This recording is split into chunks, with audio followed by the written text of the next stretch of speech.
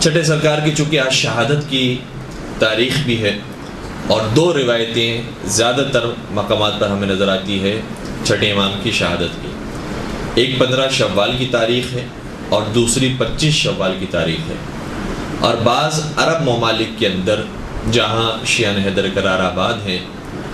وہاں پر وہ پورا عشرہ منعقد کرتے ہیں امام جعفر صادق علیہ السلام کے حوالے سے، 15 شوال سے لے کر 25 شوال تک۔ اور چونکہ ہمارے فقہ کا نام ہی فقہ جعفری ہے، ہمارے مذہب کا نام ہی مذہب جعفری ہے، لہٰذا وہ اپنے امام کی یاد میں پورا عشرہ 15 سے 25 شوال تک منعقد کرتے ہیں، جس طریقے سے بعض دوسرے علاقوں میں شہادت حضرت سیدہ کائنات کے عشروں کو منعقد کیا جاتا ہے، اور بعض جگہوں پر وہ 3 روزہ مجالس ہوتی ہیں یا 5 مجالس ہوتی ہیں۔ تو اس طریقے سے امام جعفر صادق علیہ السلام کی یاد بھی بعض جگہوں پر عشرہ بنا کر کی جاتی ہے۔ امام کے بارے میں یہ بات پہلے بیان ہو چکی ہے کہ امام کا علم کس قدر زیادہ تھا، کہ نہ صرف یہ کہ امام ابو حنیفہ کے استاد ہیں بلکہ امام مالک کے استاد ہیں، سفیان ثوری کے امام ہیں، سفیان بن عیینہ کے امام ہیں، جابر بن حیان کے استاد کا نام ہے۔ اور یہ وہ افراد ہیں کہ جو دنیا والوں کے لیے پھر امام بنے ہیں، جو دنیا والوں کے لیے امام بنے، اس امام کے بھی استاد کا نام امام جعفر صادق ہے، اور جو دنیا والوں کے لیے بھی پدر علم کہا جائے، جیسے فادر آف کیمسٹری کہا گیا، پدر علم کیمیا کہا گیا جابر بن حیان کو، تو ان کے بھی استاد کا نام ہے امام جعفر صادق۔ اور خود یہ نام ایسا ہے جعفر کہ جو روایتوں کے اندر آیا ہے کہ انسان کو اپنی اولاد کا نام یا یہ کہ پروردگار کی عبودیت کے ساتھ رکھنا چاہیے، یعنی عبداللہ رکھنا چاہیے یا عبد الرحمن، یا کوئی بھی ایسا نام ہو کہ جو پروردگار کے نام کے ساتھ ہو لیکن بندگی کے ساتھ جو ہے وہ نام آیا ہو، یا یہ کہ انبیاء کرام کے ناموں پر اپنے اولاد کا نام رکھنا چاہیے، یا ائمہ کے ناموں کے اوپر اپنی اولاد کا نام رکھنا چاہیے۔ بالخصوص جو نام آئے ہیں اس میں جیسے محمد، علی، حسن، حسین، جعفر بھی ایسا نام ہے کہ جو اپنی اولاد کا ہمیں رکھنا چاہیے، اور اس کے بارے میں استحباب بیان ہوا ہے، تاکید بیان ہوئی ہے کہ اپنی اولاد کا نام جعفر کے نام پر بھی رکھا جائے۔ اور یہ بھی روایت کے اندر آیا ہے کہ جو اپنی اولاد کا نام ان ناموں میں سے کسی نام پر رکھتا ہے اس گھر میں غربت داخل نہیں ہوتی، جس گھر میں ان ہستیوں کے نام پر افراد اور بچے موجود ہوں اس گھر میں پھر غربت داخل نہیں ہوتی۔ امام ابو حنیفہ نے بہت سارے جملے ایسے ہیں کہ جو چھٹے امام کے حوالے سے کہے ہیں، اس میں سے ایک جملہ اور ہے جو ابھی ہمیں کچھ دن پہلے ملا، وہ یہ ہے کہ امام ابو حنیفہ نے ایک مقام پر یہ بھی کہا ہے کہ لولا جعفر بن محمد ما علم الناس مناسک حجہم، اگر جعفر صادق نہ ہوتے تو لوگوں کو معلوم ہی نہ ہوتا کہ حج کیسے کیا جاتا ہے۔ یعنی حج جیسی اتنی واضح عبادت، اور نبی اکرم نے اتنے بڑی تعداد میں اپنے صحابہ کے ساتھ حج کیا، لیکن 100 سال گزرنے کے بعد مسلمانوں کو یہی نہیں پتا تھا کہ حج کیسے کیا جاتا ہے۔ اگر امام جعفر صادق نہ ہوتے تو لوگ نہ پہچانتے کہ حج کیسے کیا جاتا ہے اور انہیں حج کرنا نہ ہوتا۔ تو چھٹے سرکار نے، اور یہ بھی ایک اہم نقطہ ہے کہ نہ صرف یہ کہ شیعوں کو پروان چڑھایا ہے اور مکتب جعفری کو عروج پر پہنچایا ہے، بلکہ امام جعفر صادق ہی کے صدقے میں اہل سنت مکتب بھی زندہ رہے۔ اگر امام جعفر صادق کی تعلیمات نہ ہوتی اور کوئی فقہ کو بیان کرنے والا نہ ہوتا اور فتوی بیان کرنے والا نہ ہوتا تو پھر امام ابو حنیفہ کہاں سے فتوی بیان کر رہے ہوتے، کہاں سے روایتیں بیان کر رہے ہوتے، اور اسی طریقے سے باقی جو ائمہ ہیں ان کے وہ کیسے مسائل کو بیان کر رہے ہوتے۔ تو ہمارے اماموں نے نہ صرف یہ کہ مکتب شیعت کو پروان چڑھایا ہے اور عروج تک پہنچایا ہے، بلکہ خود بخود اہل سنت مکاتب بھی اگر زندہ رہے ہیں تو ہمارے اماموں کی برکت سے زندہ رہے ہیں۔ امام مالک نے بھی اسی طریقے سے امام کے ساتھ ایک کافی عرصہ گزارا ہے، اور امام مالک کا جملہ آپ کی خدمت بیان کروں، اور اس سے پہلے یہ بات بھی عرض کروں کہ اہل سنت مکتب فکر سے تعلق ہے امام مالک کا، لیکن اس کے باوجود امام نے کہیں پر بھی ظاہری طور پر کوئی بھی ایسی بات نہیں کی ہے کہ جس سے اس کی دل آزاری ہو اور وہ امام کے در کو چھوڑ کر چلا جائے اور امام سے اپنے تعلقات کو ختم کر لے۔ یعنی یہ خود بھی ہمارے لیے پیغام ہے کہ ہم بھی اگر اس معاشرے کے اندر رہتے ہیں کہ جہاں پر مختلف مکاتب فکر کے لوگ موجود ہیں تو کوئی ایسی بات ان کے سامنے نہ کریں، کوئی ایسی بات ان کے کانوں تک نہ پہنچے ہماری طرف سے کہ جس سے نفرتیں قائم ہوں اور وہ ہم سے دور ہو جائیں۔ امام مالک بہت زیادہ خوش ہوتے تھے چھٹے امام کی صحبت میں، جبکہ امام صادق تقریباً 15 سے 20 سال بڑے تھے، عمر کے اندر 15 سے 20 سال بڑے تھے امام مالک سے۔ گویا جب امام جعفر صادق بڑھاپے کی طرف جا رہے تھے تو یہ جوانی کو طے کر رہے تھے، لیکن کہتے ہیں کہ جب میں پہنچا ہوں امام کی بارگاہ میں اور امام کے حضور جب بھی حاضر ہوا ہوں تو انہوں نے اس قدر محبت دی ہے، اس قدر احترام دیا ہے کہ میری ہمیشہ تمنا ہوتی تھی کہ ان سے زیادہ صحبت اختیار کرو، ان کے ساتھ زیادہ وقت گزارو۔ ایک جملہ انہوں نے بیان کیا، کہتے ہیں کہ ما رأيته قط الا يخرج الوسادة من تحته ويجعلها تحتي، کہتے ہیں کہ کبھی ایسا نہیں ہوا کہ جب میں نے ان سے ملاقات کی ہو تو انہوں نے اپنا تکیہ اٹھا کر میرے حوالے نہ کر دیا ہو اور میرے نیچے نہ رکھا ہو، اور اتنا احترام نہ دیا ہو کہ مجھے ایسا محسوس ہو کہ میں کسی غیر کے پاس آ گیا ہوں۔ تو چھٹے سرکار اس قدر امام مالک ہو یا کوئی دوسرا آدمی بھی ہو اسے احترام دیا کرتے تھے۔ باقاعدہ ان کا پورا جملہ ہے، وہ میں آپ کی خدمت میں بیان کرنا جا رہا ہوں۔ کہتے ہیں کہ وَلَقَدْ كُنْتُ آتِي جعفر ابن محمد وَكَانَ كَثِيرَ الْمِزَاحِ وَالتَّبَسُّمِ، میں جایا کرتا تھا جعفر صادق کے پاس، امام کے پاس جایا کرتا تھا، اور وہ بہت زیادہ مزاح کرنے والے اور مسکرانے والے تھے۔ فَإِذَا ذَكَرَ عِنْدَهُ النَّبِي أَخْضَرَ وَأَصْفَرَ فَإِذَا ذُكِرَ عِنْدَهُ النَّبِي أَخْضَرَ وَأَصْفَرَ، کہتے جب ان کے سامنے نبی اکرم کا ذکر کیا جاتا تھا تو ان کا چہرہ سرخ ہو جاتا تھا یا ان کا چہرہ زرد پڑ جاتا تھا اور ان کے چہرے کا رنگ تبدیل ہو جاتا تھا، یعنی نبی اکرم کے احترام میں ان کا خوف ایسا طاری ہو جاتا تھا کہ ان کے چہرے کا رنگ بدل جاتا تھا۔ البتہ اخضر کا اور اصفر کا لفظی مطلب یہ ہوتا ہے کہ ان کا رنگ چہرے کا یا سبز کی طرف مائل ہو جاتا تھا یا زرد کی طرف مائل ہو جاتا تھا۔ وَلَقَدْ اخْتَلَفْتُ زَمَانًا وَمَا كُنْتُ أَرَاهُ إِلَّا عَلَى ثَلَاثِ خِصَالٍ، اور میں کئی مرتبہ ان کی خدمت میں آیا اور کئی مرتبہ ان کی خدمت سے گیا، مگر میں نے انہیں 3 حالت سے خالی نہیں دیکھا، اما مصلیًا وَإِمَّا صَائِمًا وَإِمَّا يَقْرَأُ الْقُرْآنَ، یا وہ نماز پڑھ رہے ہوتے تھے جب میں حاضر ہوتا تھا، جب وہ روزہ کھول رہے ہوتے تھے یا روزہ افطار کر رہے ہوتے تھے یا روزے کی سحری کر رہے ہوتے تھے، میں نے اس وقت ان کو دیکھا، یعنی روزے کی حالت میں دیکھا یا نماز کی حالت میں دیکھا، وَإِمَّا يَقْرَأُ الْقُرْآنَ، یا انہیں قرآن کریم کی تلاوت کرتے ہوئے دیکھا۔ پھر آگے شاہ فرماتے ہیں کہ وَمَا رَأَيْتُهُ قَدْ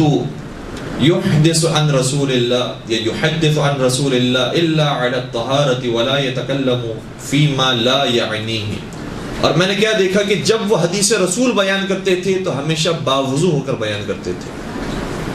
اور انہوں نے کبھی کوئی کلام ہی نہیں کیا ہے ایسا کہ جس میں بے معنی اور بے مقصد باتیں، بہت کیلکولیٹڈ ان کے جملے ہوا کرتے تھے اور مفید گفتگو فرمایا کرتے تھے۔ پھر اس کے بعد امام مالک نے ایک اور واقعہ بھی ذکر کیا، کہتے ہیں کہ ایک مرتبہ میں امام جعفر صادق کے ساتھ حج پر گیا، اور ہم ساتھ حج پر جب گئے تو جہاں سے میقات شروع ہوتا ہے، جہاں سے احرام باندھا جاتا ہے، ہم وہاں پہنچے، یعنی مسجد شجرہ میں۔ میں نے دیکھا کہ بہت سارے حاجی ہیں جو احرام پہن رہے ہیں، تلبیہ پڑھ رہے ہیں اور آگے بڑھ رہے ہیں، مسجد سے خارج ہو رہے ہیں، لیکن میری نظر جب امام جعفر صادق پر پڑی تو میں نے کیا دیکھا کہ احرام تو پہنا ہوا ہے لیکن ان کی زبان سے تلبیہ جاری نہیں ہو رہا، یعنی لبیک اللہم لبیک لفظ یہ ادا نہیں کر رہے۔ تو میں گئے امام کی خدمت میں نے عرض کیا کہ اے امام جعفر صادق، آپ کی زبان سے جملے کیوں نہیں نکل رہے؟ تو امام نے ارشاد فرمایا کہ میں کیسے جسارت کروں خدا کے سامنے کہ میں کہوں لبیک اللہم لبیک، اے خدا میں آ گیا ہوں، میں آ گیا ہوں۔ کہیں ایسا نہ ہو کہ میں یہ کہوں کہ میں آ گیا ہوں اور خدا کی طرف سے آواز آئے لا لبیک ولا سعدیک، تو نہیں آیا ہے، تو اب بھی ہماری طرف نہیں آیا ہے۔ اور یہ جو خوف کی کیفیت ہے کبھی کبھار ہمیں اور آپ کو سکھانے کے لیے بھی ہوتی ہے کہ صحیح ہے ہماری زبان سے جملہ جاری ہو رہا ہے لبیک اللہم لبیک، تو اس کا یہ مطلب نہیں ہے کہ یہ کوئی معمولی جملہ ہے اور انسان نے کہا اور آگے بڑھ گیا۔ قرآن کریم کی آیتیں نماز کے اندر جو ذکر پڑھ رہا ہوتا ہے یا حج کے اندر جو ذکر پڑھ رہا ہوتا ہے، یہ اتنے بامعرفت اذکار ہیں کہ انسان اس کو توجہ سے انجام دے. جب میں کہہ رہا ہوں لبیک اللہم لبیک، اے خدا میں حاضر ہو گیا، میں لبیک کہہ رہا ہوں، تو یہ معمولی جملے نہیں ہیں کہ جو زبان سے جاری ہوتے ہیں. اس کے بعد امام مالک نے ایک اور روایت بھی بیان کی ہے. کہتے ہیں کہ واقعاً امام جعفر صادق تھے، بہت سچ بولا کرتے تھے. کہتے ہیں اس وجہ سے کیونکہ ایک حدیث انہوں نے جب بیان کی تو سلسلہ سند کو جو بیان کیا وہ اتنا دقیق تھا. اور پھر اس کے بعد میں نے جب دوسرا سوال کیا تو ایسا نہیں ہے کہ پھر اسی سلسلہ سند کو بیان کیا، بلکہ نہیں، جس سلسلے سے انہوں نے یہ بات سنی تھی اسی سلسلے کو بیان کرتے تھے. ایک مثال انہوں نے اس طریقے سے دی اور باقاعدہ ان کی زبان سے جملہ نکلا ہے کہ کان واللہ اذا قال صدقہ، خدا کی قسم جب وہ بات کہتے تھے ہمیشہ سچ بولتے تھے. ایک سوال انہوں نے امام جعفر صادق سے یہ کیا کہ اگر کوئی شخص رجب کے مہینے میں روزہ رکھتا ہے تو اس کی کیا فضیلت ہے، اس کا کیا ثواب ہے. تو جب یہ سوال کیا تو امام نے سلسلہ سند کو بیان کیا کہ میں نے یہ حدیث کس سے سنی ہے، نبی اکرم کی. فرمانے لگے حدثنی ابی عن جدہ قال قال رسول اللہ صلی اللہ علیہ وآلہ وسلم من صام یوما من رجب ایمانا واحتسابا غفر لہ. یہ حدیث جب جو میں بیان کر رہا ہوں یہ میں نے سنی ہے اپنے بابا سے، اور میرے بابا نے سنی ہے اپنے دادا سے، اور انہوں نے یہ سنی ہے نبی اکرم سے. یعنی کون؟ میں نے سنا ہے امام باقر سے، اور امام باقر علیہ السلام نے سنا ہے مولا حسین سے، اور مولا حسین نے سنا ہے نبی اکرم سے کہ نبی اکرم نے ارشاد فرمایا من صام فی رجب ایمانا و احتسابا، جس نے ایک روزہ رکھا ہو ماہ رجب کا ایمان کی حالت میں اور محاسبہ کرتے ہوئے، غفر لہ، تو پروردگار اس کے گناہوں کو معاف فرما دیتا ہے. پھر میں نے سوال کیا کہ ابن رسول اللہ یہ بتائیے اگر کوئی شخص ماہ شعبان میں ایک روزہ رکھے تو اس کی کیا فضیلت ہے. تو پھر اب جو سلسلہ سند کو بیان کیا وہ تبدیل کر دیا. پھر فرمانے لگے حدثنی ابی عن ابیہ عن جدہ قال قال رسول اللہ صلی اللہ علیہ وآلہ من صام یوما من شعبان ایمانا واحتسابا غفر لہ. پھر فرمانے لگے کہ میں نے اپنے بابا سے سنا ہے اور انہوں نے اپنے بابا سے سنا ہے اور پھر انہوں نے اپنے جد سے سنا ہے کہ نبی اکرم نے ارشاد فرمایا جس نے ایک روزہ ماہ شعبان کا بھی رکھا ہوگا ایمان کی حالت میں اور احتساب کی حالت میں محاسبہ کرتے ہوئے تو پروردگار اس کے گناہوں کو بھی معاف فرما دے گا. اب یہاں پر جو سلسلہ سند بیان ہوا ہے اس میں کیا ہے؟ امام صادق نے سنا امام باقر سے،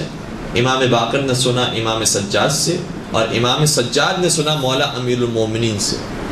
اور انہوں نے سنا نبی اکرم سے اور یہ حدیث بیان کی. تو جیسی روایت انہوں نے سنی ہوتی ہے ویسے ہی دقیق انداز میں ہمیں بیان کرتے تھے. کبھی بھی انہوں نے اپنی مرضی سے کوئی اضافہ نہیں کیا، کوئی کمی نہیں کی. اس لیے امام جعفر کو جو صادق کہا جاتا ہے وہ بالکل صحیح کہا جاتا ہے. درود پڑھ دیجئے محمد و آل محمد.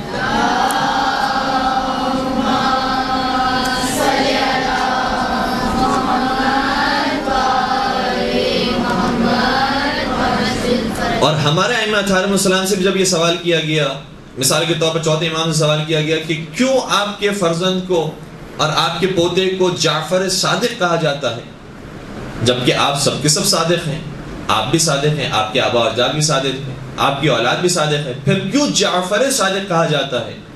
تو امام نے شاہ فرمایا یہ اس لیے کہا جاتا ہے کیونکہ ہماری ہی نسل سے اور خود جعفر صادق ہی کی اولاد میں سے ایک اور جعفر بھی پیدا ہوں گے جو صادق نہیں ہوں گے، جو کذاب ہوں گے. تو چونکہ وہ بھی پیدا ہونے والا ہے اور اس کا نام جعفر ہی ہے لیکن وہ صادق نہیں ہے اور کذاب ہے، لہٰذا ہم نے اپنے پوتے کا نام جعفر صادق رکھا کہ وہ کذاب نہیں ہے، وہ صادق ہے. اور یہ آپ جانتے ہیں کہ جعفر کذاب کون ہے؟ امام زمانہ کے چچا، امام حسن عسکری کے بھائی اور 10 امام کے بیٹے جعفر کذاب، جو امام زمانہ سے پہلے امام حسن عسکری کی نماز جنازہ پڑھنے کے لیے گئے تھے، لیکن جب امام زمانہ نے دیکھا کہ ہمارے بابا کی نماز جنازہ ہمارے چچا پڑھا رہے ہیں کہ جو کذاب ہیں، جھوٹا دعویٰ کر رہے ہیں امامت کا، تو پھر ان کے دامن کو کھینچا اور خود آ کر نماز پڑھائی ہے. اور پھر جعفر کذاب کو کہا ہے کہ امام کی نماز امام ہی پڑھایا کرتے ہیں. اور یہ مفہوم روایت کا جو آپ کی خدمت بیان کیا کہ جعفر کذاب امام کی اولاد ہونے کے باوجود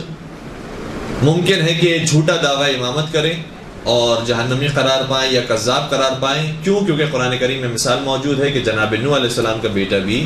ممکن ہے کہ جہنمی ہو جائے اور جناب نوح کے راستے پر نہ ہو، نبی خدا کے راستے پر نہ ہو. تو یہ مثال قرآن کریم میں بھی موجود ہے، تاریخ میں بھی موجود ہے کہ جس طریقے سے نبی خدا کی اولاد بھی نافرمان ہو سکتی ہے، اسی طریقے سے بعض ائمہ کی بھی اولاد ایسی تھی جنہوں نے جھوٹے دعوے کیے ہیں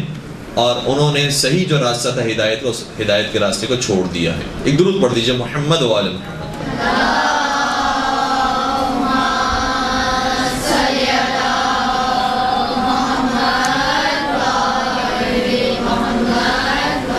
برحمتك يا أرحم الراحمين وصلى الله على محمد وآله الطاهرين.